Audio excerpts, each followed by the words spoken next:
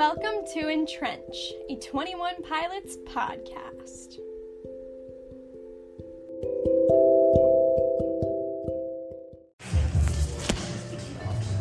Hello, what is your name? My name is Brooklyn. And do you have any favorite 21 Pilots songs, and what are they? My all-time favorite is Migraine. I have a tattoo of it, so it means a lot. I got it in Tyler's writing when he wrote out every single song. That's awesome. It's really sweet. Yeah, it's the first song that I found by them. I found it through an old Musical.ly of a cosplayer, and I was like, Nice. I like this one. So that one's that's been my day one. So I'm very happy it's on the set list.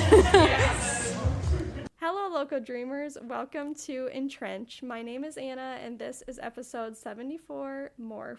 Make sure you listen to the song beforehand and are ready for an in-depth analysis of track 3 off Trench.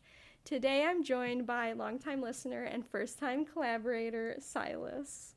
Hello. Hello, welcome. How's it going? It's going good. We were joking about how we've been on each other's live streams before, but we've never seen each other face to face, so we are now. Silas, do you want to get into what is your story with 21 Pilots, and how did you find this podcast?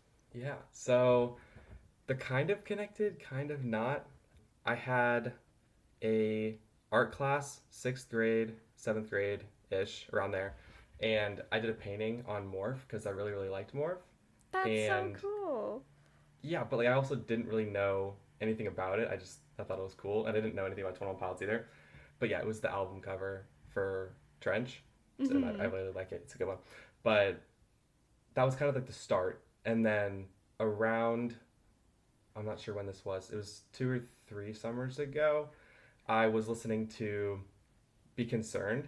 And I was really confused because there's Christian roots with Tyler, but then obviously really early I was like, he's more forward in it, and he's also kind of talking to God, and I was like, this seems kind of strange. Why is he saying stuff like this?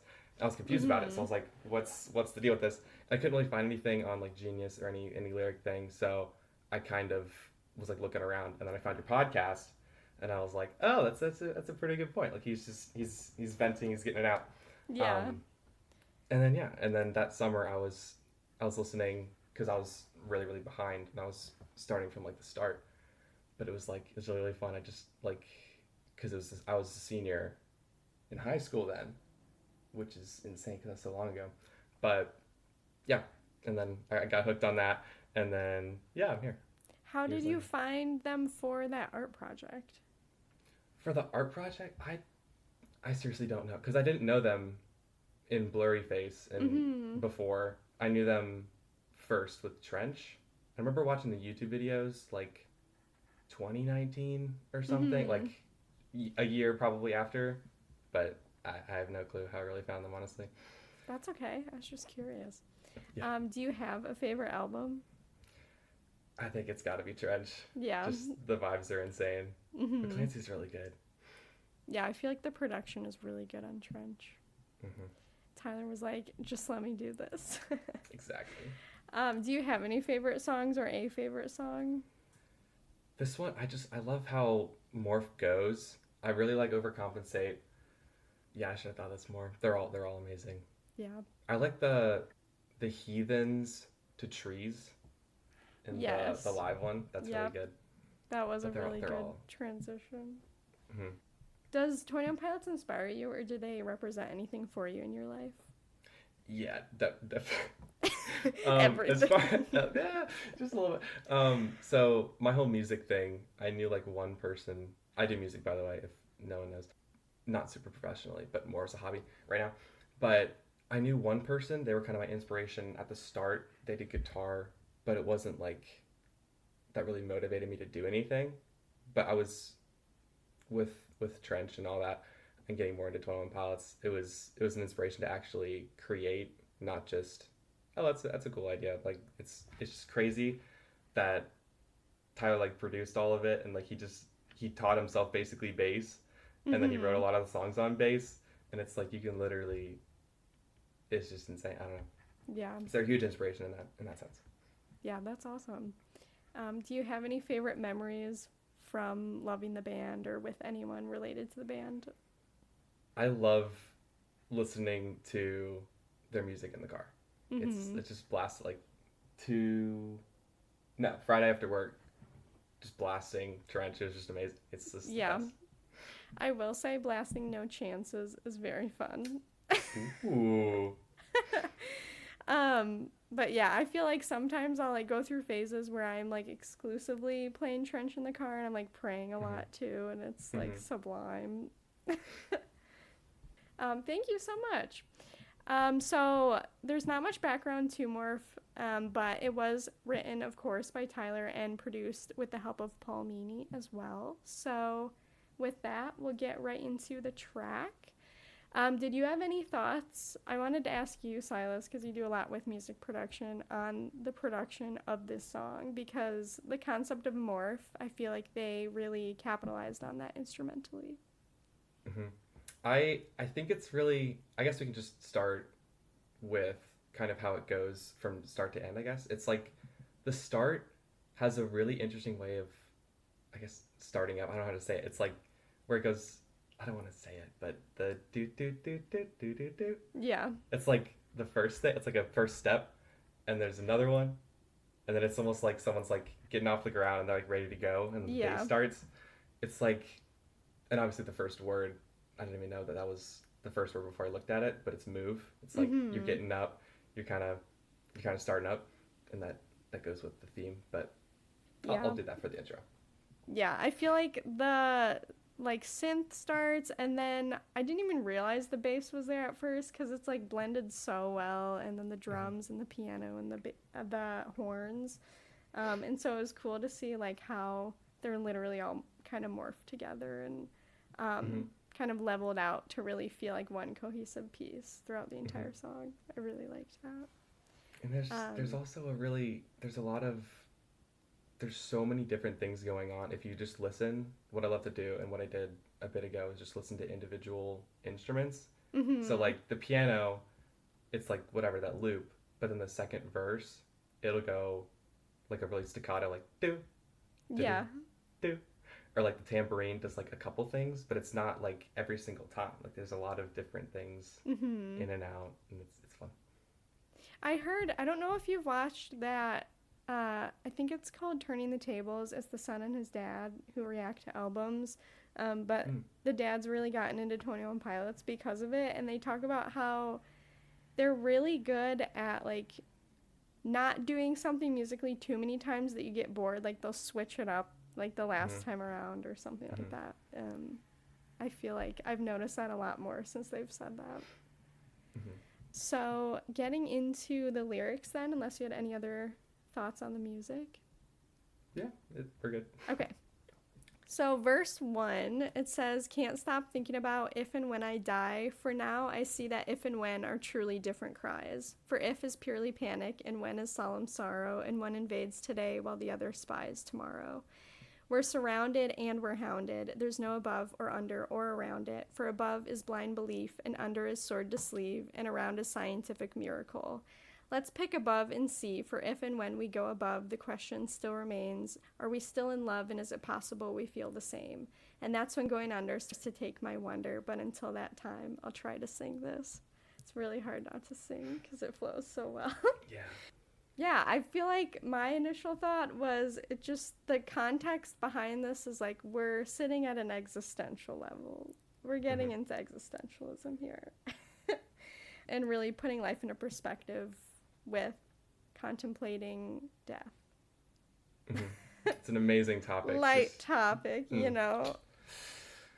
But yeah, the distinction between if and when, beyond like what he literally says, panic and solemn sorrow, I feel like if is a lot more like you think of what ifs, like, oh, what if I'm gonna die, or like this, you know, that anxiety thought process. And it's a lot of like fear, and I even just think of like parents and how they're always worried, like, oh, if you do this, like you could hurt yourself, or like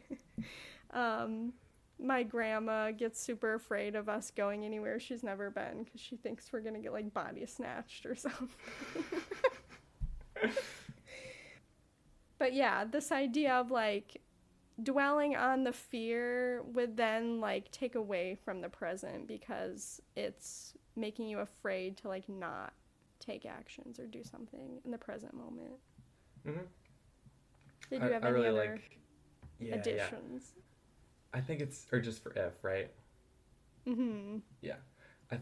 I was like underlining, because it's very like if and when, and if is purely panic, when is solemn sorrow, one invades today, other spends tomorrow. Like I underline for if, purely panic, and invades today, and then also surrounded. So like what you're saying, it's like, it kind of ruins the present because it's this if, it's this hypothetical that you don't know what's going to happen, and that can kind of distract you from what you're doing and all that. But yeah, if this is gonna happen, then I might as well just like not try or like not do a lot of things. And then when is more like, yeah, the solemn like inevitability of something happening, and really like realistically is the reality with death. But also I feel like when could be, he doesn't talk about this, but like empowerment too, of like take pride in what is sure to die idea. Like because we know this is gonna happen, we can act in light of that in a good way too. Yeah. Did you have any other? Yeah, it definitely feels like, sorry. No, you're it good. definitely feels, I think at the very start where you're saying, can't stop thinking about if and when I die, I think it kind of comes from, I thought of car radio with this one, because like you need to try to think, and there's something with silence that where if you're silent for a long time, you're going to start thinking, and that's like, it's a good thing. Like you're supposed to, like, that's a good, you don't want to just be on autopilot, but then you can start to get kind of derailed into just like, well, I'm going to die and I might die tomorrow. I might, something bad might really, really happen. It's really, really rough. Or, well, I'm just going to die anyway. Like, who cares? Like, what in the world? And that's definitely where he's at. I don't know what lyric we're going to next, but just surrounded and hounded and yeah. Yeah. I also wanted to bring up Acts 7:59 through 60, like thinking about this like confidence and empowerment in death. I feel like Stephen is a good example of that. And so he's getting stoned, and it says, as they were stoning Stephen, he called out, Lord Jesus, receive my spirit. And falling to his knees, he cried out with a loud voice, Lord, do not hold this sin against them. And when he had said this, he fell asleep. Which also reminded me of when Jesus says, Father, forgive them, for they know not what they're doing. But also the idea of like knowing death is inevitable is also a way to spread the gospel and support, just like investing in people who really need it more than you as a Christ follower, whose future is secure. So I was thinking of that as well. And yeah, that's like for all like the martyrs, and for as far as persecution goes, like knowing that there is a when, like that's kind of like, well, it's gonna happen, so yeah, you can get a lot of confidence from that. So then, yeah, it devolves into we're surrounded and hounded. There's no above or under around it. And talking about above, under, and around, did you have any specific thoughts on any of these words or things that stood out in this section? Yeah. So I think the above is the I think that's like the Christian perspective of you're thinking of like the heaven, I guess you could say. So like even what we believe in the end for, like, it's not without death, I guess. Like there's no above it. You can't get away that way. The under is like, even though there's a good outcome, you're not going to get away from it that way. Under, it goes with the sword to sleeve in the next line, which I feel like that's just like giving up. Like you can try to kind of give up, but you're not going to escape it. And then the scientific miracle is like if we invented something where we just live forever, but that would suck, honestly, and that's not obviously God. Well, it's like, oh, like I found a loophole, but it's like even then it's like temporary, it's not forever. And so I feel like above kind of does stand out as the distinct one, like which one of these is not like the other, because it's not just this is the end. And I feel like that just trickles into like life in general. Like the concept of faith and belief in God is like what if it's not just about this? Like, that means that you act differently now. Like, it's not just about you. And I feel like in general, that's also, I would say, a defining factor, like, compared to other belief systems, even, of like, it's not about you, like, reaching some enlightenment or knowledge. Like, what if it's about helping other people and, like, displaying God's love to other people? I like the blind belief. I didn't mention that. Mm-hmm. I wrote down John 20:29. I don't have any of the. I gotta get to it. Okay. Yeah, I have my Bible up too. So Jesus said, "Because you've seen me, This is about Thomas. Because you've seen me, you've believed. But blessed are those who have not seen and yet believe." So as far as, yes, it's technically blind belief, but it's also, obviously we have the Spirit for confirmation, and there's a lot, like our experiences too, that confirm it. But as far as like because this is about death first, Yeah. like it's still not gonna stop death. But anyway. Mm-hmm. Yeah, I also brought up the idea of like being surrounded, related to the lore itself. Dema is a world that promotes vialism and like glorifying like the way to light is through self-destruction or suicide. And so this idea of like death inspires me because like there's no way to escape it. And then also in the world, like, yeah, the banditos are constantly being hounded by the bishops in this belief system that like wants them to die, basically. So just like paralleling to the lore that's going on here as well. Yeah. Oh, and there's also like in Jumpsuit, like he's hounded, he's getting chased by Nico, which also comes up in the song too. Yeah. But yeah, the last thing I noted about this verse is like he shifts the if and when to related to if we go above. And so the idea like death is inevitable, whether we're talking about if and when, whereas like with faith and eternity, like this is a more critical meditation, kind of like what I said, because that then determines how you live on earth now. Mm-hmm. Did you have any other thoughts on verse 1? I like the like let's pick above and see. That gives like a clarity. It's not just let's pick above and we don't have anything that doesn't do anything for us. Like picking above gives you a new perspective on death, and I think that's kind of an overall theme. But then it jumps to, because there's the if and when we die, so there's an anxiety and a certainty of death, but there's also an if and when we go above, so there's kind of an anxiety and a certainty about that. With the are we still in love and is it possible we feel the same? Was that still the same verse? Is that what you're talking about? Yes. I was going to ask about that. I didn't know what to make of that being like thrown in there. Yeah. I'm assuming that's a spiritual, like a talking to God thing. Like, are we still in love? Like, a lot of days, or at least some days, it might just be like, I feel like I'm not feeling the same, or like, we're changing all the time. We might have a really bad day. We might, like, some days can suck. So when you feel like you're in that and you think about heaven, you're just like, I don't feel like I don't match up with this. Like, there's like kind of a mismatch, and it kind of, there's doubt that the if side, there's anxiety about that. And if you go down that path, is it possible you feel the same? Like, am I even on the same page as you?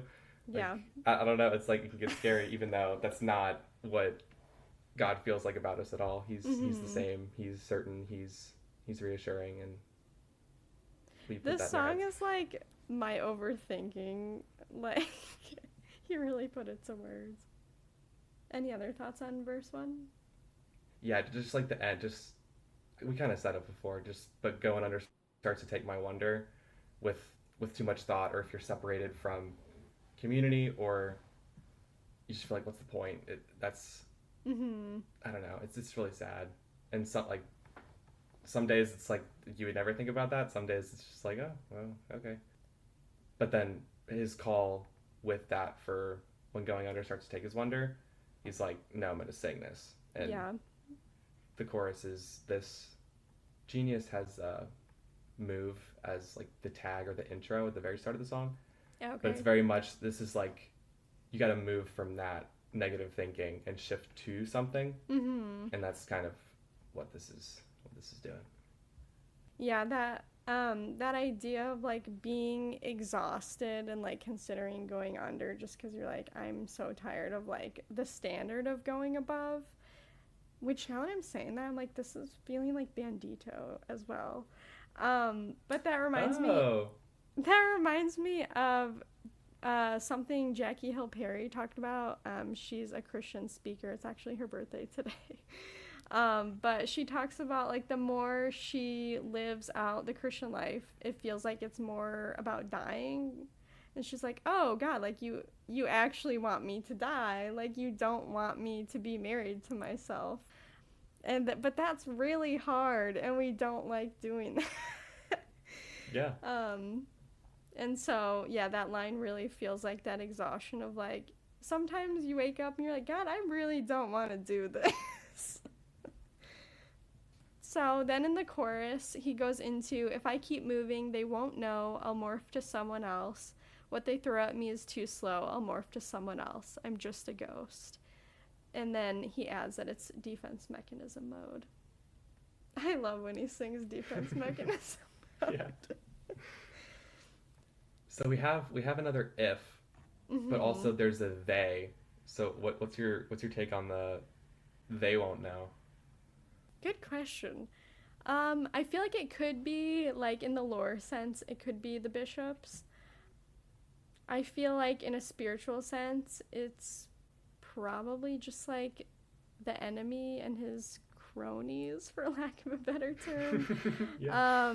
But I immediately thought of, like, I feel like there's a lot of time in the Bible where it's like Paul spreading the gospel, or even like Mary and Joseph or Jesus, where like moving is a theme of safety, and a lot of times the Spirit would like urge them toward a new place in order to escape like danger that was coming their way. So yeah, I feel like that's a theme with the Banditos as well.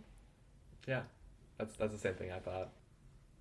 Also, I just threw out the idea, like, continuing to morph, and in the spiritual sense, like, hopefully continuing to emulate God in behavior and change behavior, also provides safety and tools for spiritual warfare. So, in that sense, like, that's one way I interpreted, like, the way that morphing would be defense and also, like, safety in what he's talking about in the chorus. Mm-hmm. I had the morphing, it relates to the lore. I think it does relate to lore, but in the sense that obviously he's Tyler, but I think the morphing is like him morphing to Clancy, him turning like the hiatus and everything, like going in his basement to like create this whole world, this whole lore thing, as kind of, obviously it's not what we believe to be our purpose. Yeah. But when you're getting in the sense of this whole death like looming over, I think one of his things, he's talked about this in an interview, but finding purpose in something that you can create instead of like, because people can do, like, we can work, we can do whatever, but when it comes to creativity, there's things that even if it's like, I don't know, not the best or something, like it's still something you made, no one else could have done it. And I think in this kind of anxiety or this what if, or you can turn to a creativity, and it's a good outlet for, like, you are alive, like God made you, you're created in his image, and you're fearfully and wonderfully made, and you have a lot to bring. So I made this podcast. Yeah. Any other thoughts on like the defense mechanism mode, or like what he could be referring to in this context? I think like just defense against the ifs and the whens. Also, I feel like there's kind of a hint of, like, apologetics behind the song, too. How so? Like, I'm choosing to focus on above versus the under or around. I feel like he's laying out different philosophies as a whole as well. Yeah. So... Yeah, I like... Sorry. Oh, Sorry. You go. No, you go. I like the I'm just a ghost, and this is probably not what he means, but I thought of James 4:14. I summarized it like, your life is like a vapor that appears for a little while then vanishes. Hmm. In the sense of just like you can hold the two things together, like the ifs and the whens. Like it might be somewhat fleeting, and a lot of days just kind of seem like you did nothing, but Yeah. again, there still has that purpose, and I don't want to repeat myself too much, but Mm-hmm. yeah, the physical is fleeting ultimately, and there's much better and greater to come. For sure. I wonder if the image of ghosts is also like the idea of like fading out to like let something else fade in. Similar to like dying to your old self and like letting it be replaced by the spirits morphing. Oh, I just connected it to the spirit as well. I didn't even think about that before. Yeah. Yeah, the spirit's really good at morphing us. So then we'll get into verse 2. Okay, you're gonna carry this one for the lore, because I did not. Oh, okay. So verse 2, he says, he'll always try to stop me, that Nicholas Bourbaki. He's got no friends close, but those who know him most know. He goes by Nico. He told me I'm a copy. When I'd hear him mock me, that's almost stopped me. And then he goes into... Actually, it's not a full repeat. He says, we're surrounded and we're hounded. There's no above or a secret door. What are we here for? If not torn straight through all our tormentors. I love that line. But until that time, I'll try to sing this.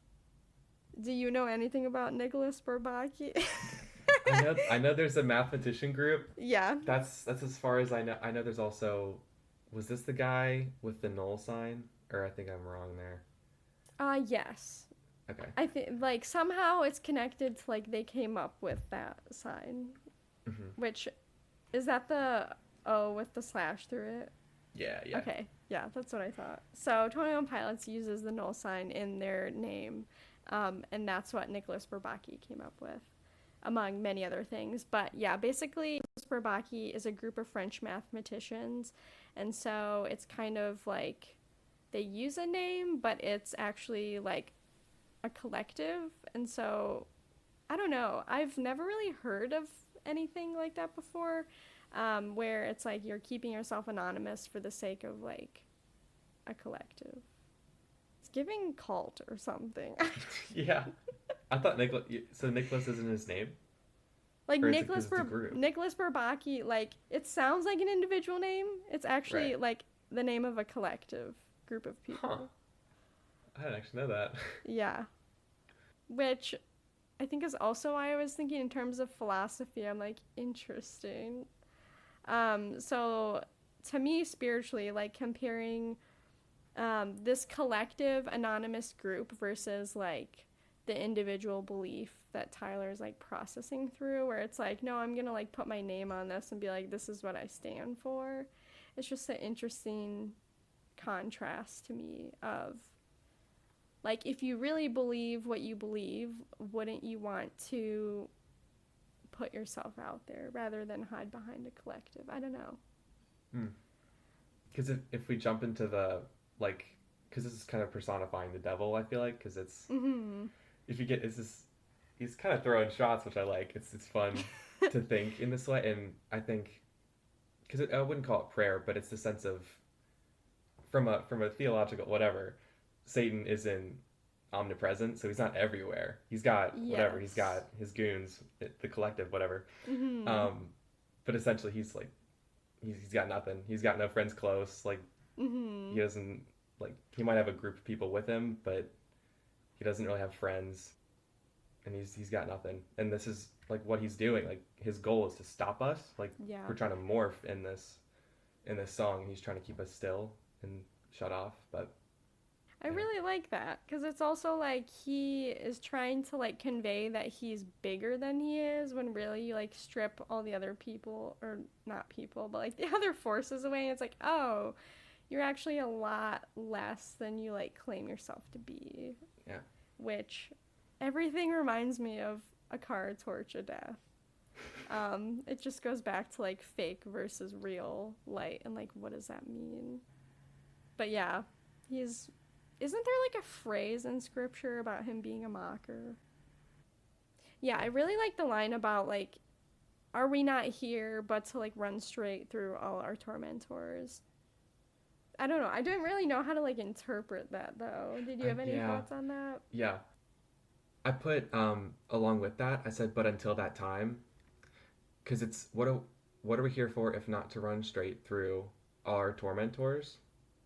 But he says, but until that time, try to sing this. So instead of before, which was going under starts to take his wonder, and until like going under, I took that as like, dying.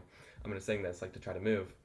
It's until we run straight through our tormentors. Like we have a mission while we're alive. And yes, sometimes the one thing he's advocating for is creativity, but it's also to fight against, like verse 2 is more about the opposition against us. Like we have enemies against us spiritually, and there's the bad days we have, there's the whatever comes against us, and there's challenges where we can trust God in those, and we can turn to him when these bad things come at us. And I feel like that's another reason of staying alive, obviously, because you get to not like beat new levels, but there's kind of more stuff to go through. Yeah. If that makes any sense. Yeah, that's funny you like bring up a video game concept, because when he was saying like let's pick above and C, I was like picturing like drop down menu and you like pick the one you want to play. Yo. And little moments like that, I just like remember that like sometimes they like talk about their love of video games. I'm like, yeah, I can see it in your music sometimes.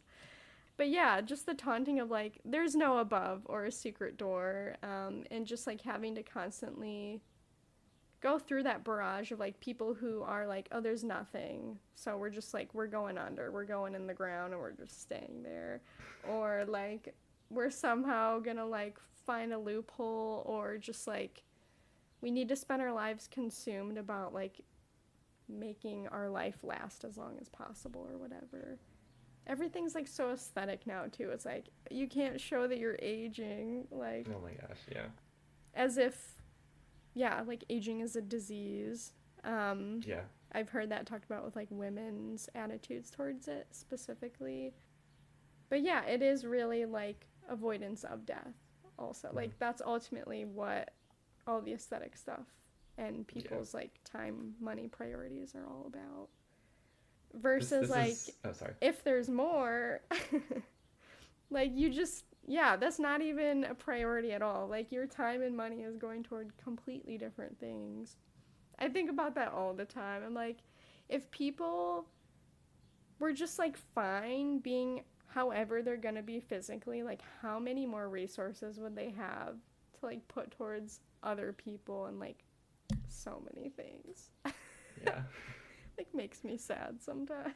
Yeah, that's like it's a strange topic for me, because I feel like I kind of go down that rabbit hole with myself. Like there's so much less I could be doing as far as like finances, but then it's also it's just rough because you don't want to be like telling other people like not to do certain things. Yeah, because it's kind of rough, but it's very true.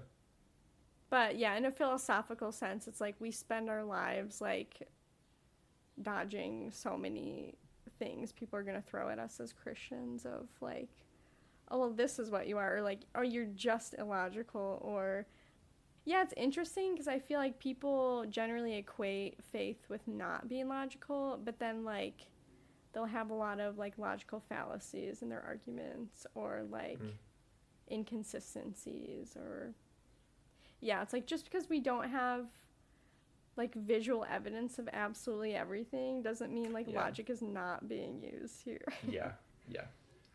There's a lot of stuff like that. This is kind of a side tangent, but I recently saw a YouTube video about someone, he's like a theological like debater, I guess. He said he was an atheist, but he talked with ChatGPT, and he followed like a logical argument, and ChatGPT was like, yes, God exists 100%, like it's really, really crazy. I'm sure, I don't know who that was by, but it's a pretty cool argument about like how everything, like, actually, I'm not going to try to explain it. You should just try looking it up, I guess, if someone's interested. I like the what are we here for?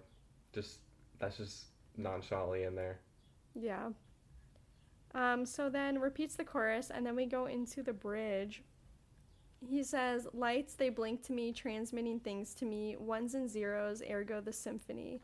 Anybody listening, ones and zeros, count to infinity, ones and zeros.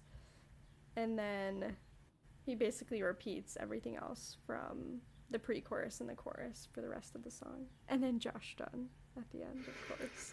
Can't forget that. Did you have any thoughts on ones and zeros? I know it's binary coding. Yeah.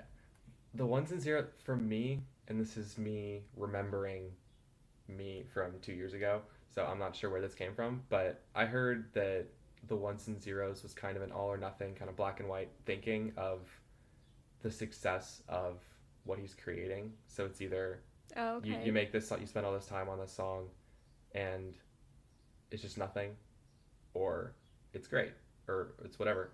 And yeah, people either love it or hate it. Yeah. But then it's kind of what I think he's kind of trying to say here, or this is one way of thinking about it, is there's kind of the symphony, he says, ergo the symphony, of people essentially throwing a zero, like, this is trash, and people throwing, oh, this is great. But there's just a ton of these lights, just a one or a zero, and they're just constantly being thrown at him. And it's kind of like an overwhelming, just being judged by everybody. And that's what the counting to infinity is, I feel like, of just being judged by people. And that could be good, like, it could just be from a fan perspective, but from a spiritual perspective, there's your internal thoughts, there's whatever. Yeah, the well, goons. that's even like how that's how like intrusive thoughts work. It's just like pelting at you nonstop of like, oh, like doubts are gonna come in, or like, oh, maybe God doesn't love me, or maybe he's forgotten about me, or all those things. Yeah. What do you think about it? The other thing I noted about binary coding is it helps store data, but it can also be used to manipulate data.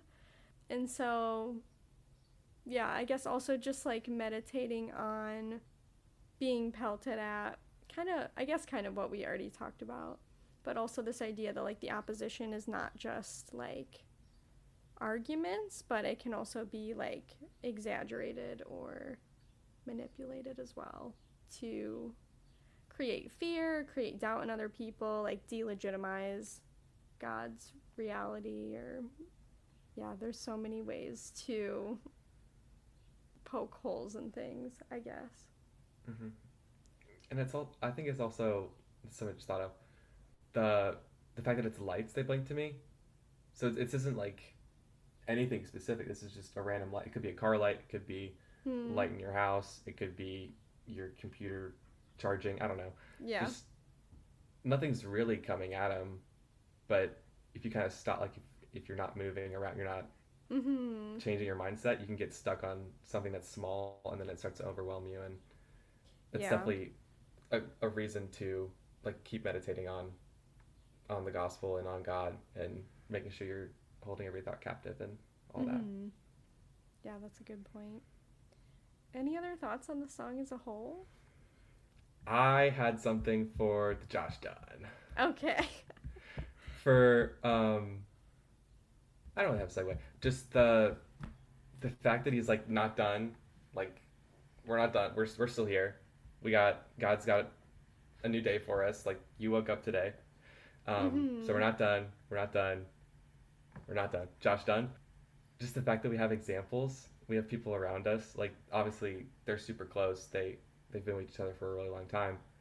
But we have people in our lives that can also be an incentive to keep on facing the really tough times or the tough days, because people really uplift us, and people also show us different sides of the world and of God, and of just the beauty of what God has in front of us. Like, certain people might bring laughter, that might bring out like intelligence or thinking about things you would never think of. I just think people are great, and they can really help when you're in your head and all that.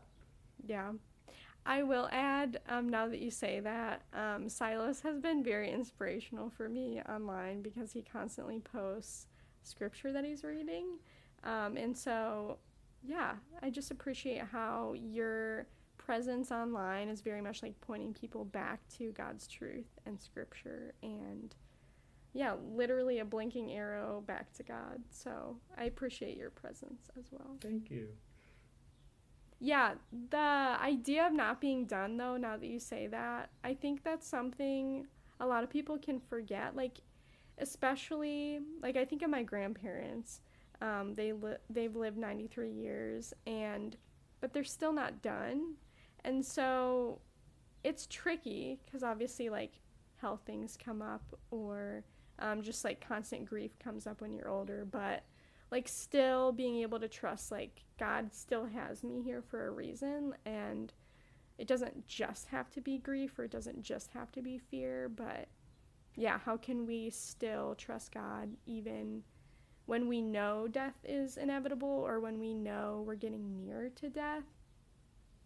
I've been like empathizing more, but also like, yeah, you're not done, so you don't have to act as if like your life's already over or something.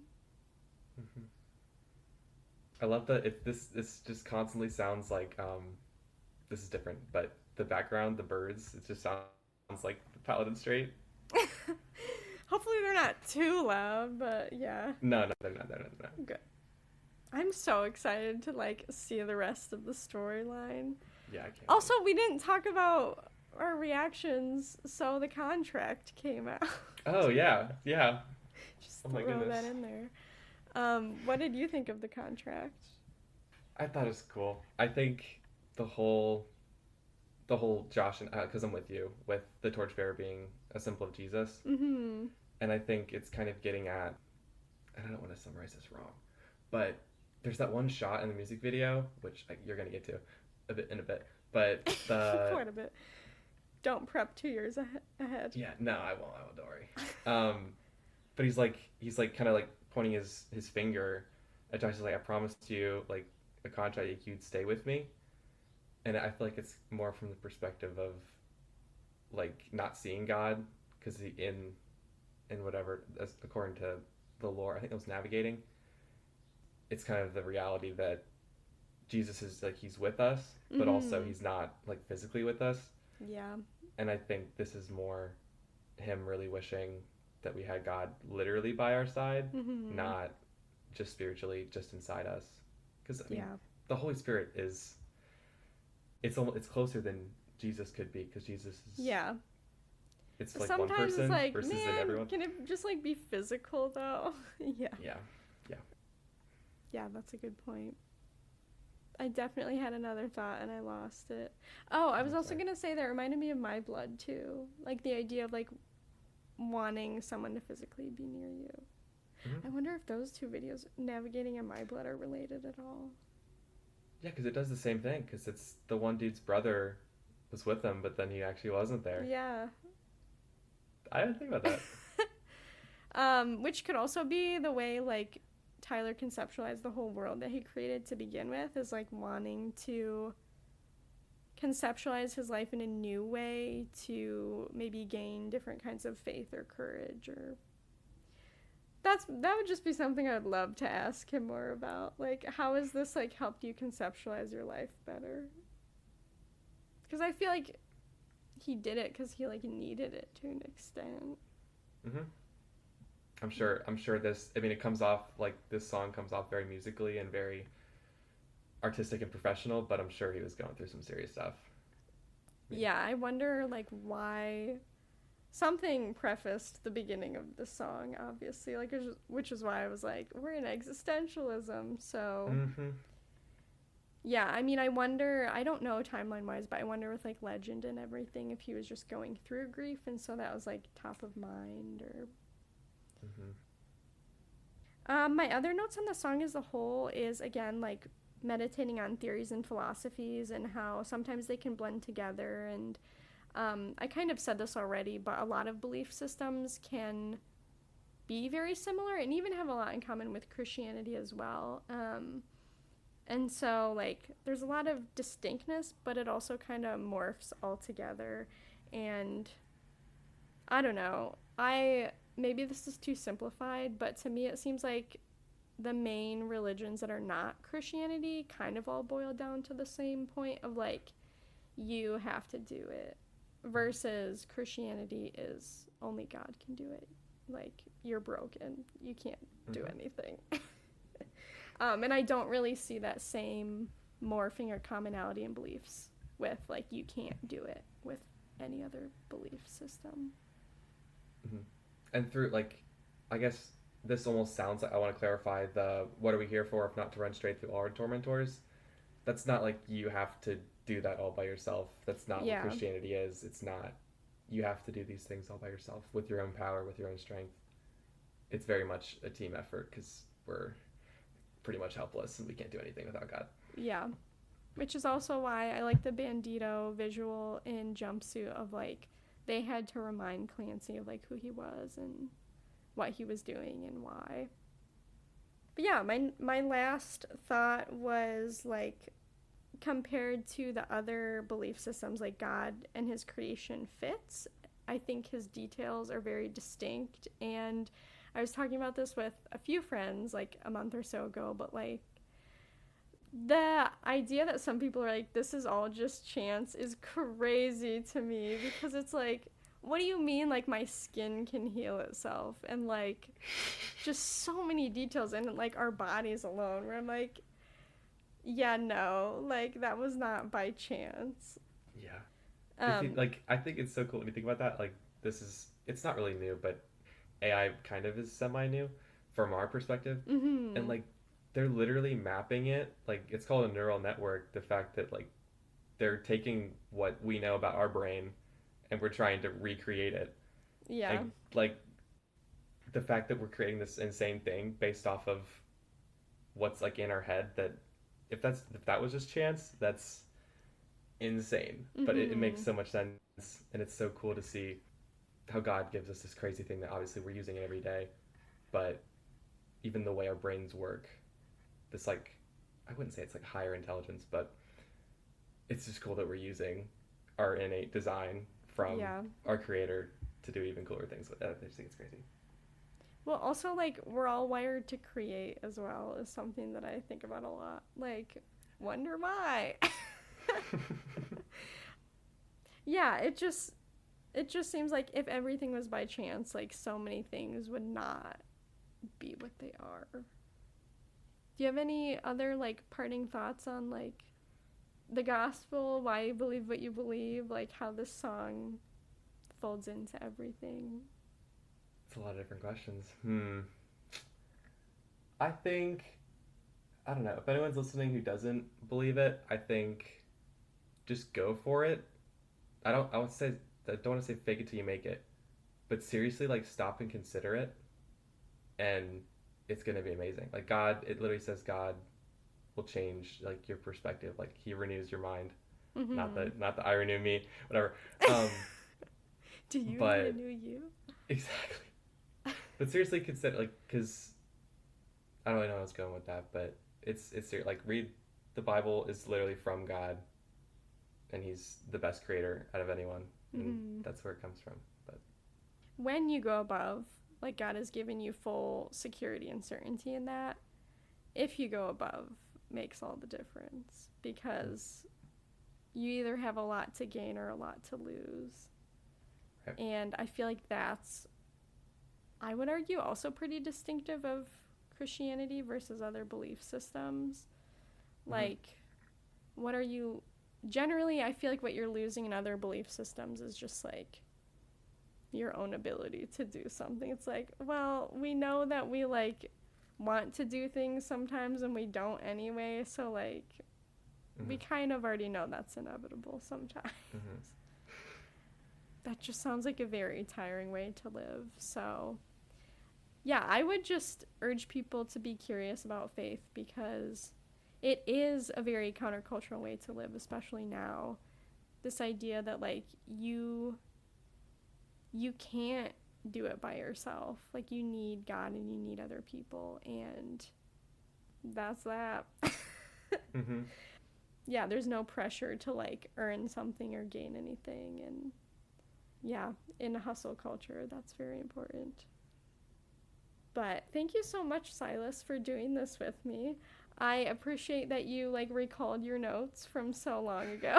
You still like brought new stuff to the table too, so that's cool. Did you want to plug anything that you do? I'm not saying, oh my gosh, this is crazy, but my name is Silas Fox. That's like what I have my YouTube under, and I'm currently in early stages, but I'm trying to write a song every month. So that's, as of 2025, that's what I'm doing.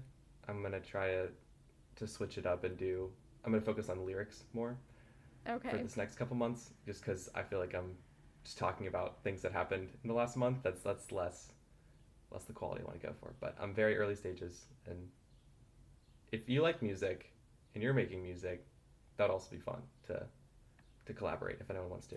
But how would you describe your music? No clue. Just to give people an idea of like what type of music. Yeah. The first one I put on there, that was actually a song I made with my younger brother about an F1 driver and how he didn't drive very well. And it's a genre called Rally House. And then I don't know. It's semi upbeat, introspective, and yeah, it's kind of similar vibe of Morph, but without the good writing yet. That might be a bit of an exaggeration. But yes, I would highly recommend checking out Silas's music. So do you have 6 songs now? Or do you have 5? 5? Yeah, I haven't put out June. I have June done, but I didn't think it was great, so I'm procrastinating. Okay. Well, no pressure. But thank you again for joining me today, and I'm sure we will collab soon. I actually know we will, so. If anyone else wants to add their thoughts on Morph, I want to hear from you. You can email EnTrenchPodcast@gmail.com with a written account of your 21 Pilots story or your favorite memories you have. You can also reach out with an episode request if you want to analyze a song, video, or album with me. And we have like all of Breach, so you can sign up for Breach too. And if you'd like to contribute to the analysis we've already covered, you can send an email or message me on Instagram at EnTrench_pod. You can find EnTrench on Podbean, Verbal, Spotify, Apple Music, and Amazon Music. I look forward to hearing from all of you. Tune in next time for My Blood. Thank you so much for listening, friends. Stay alive and remember, EnTrench, you're not alone.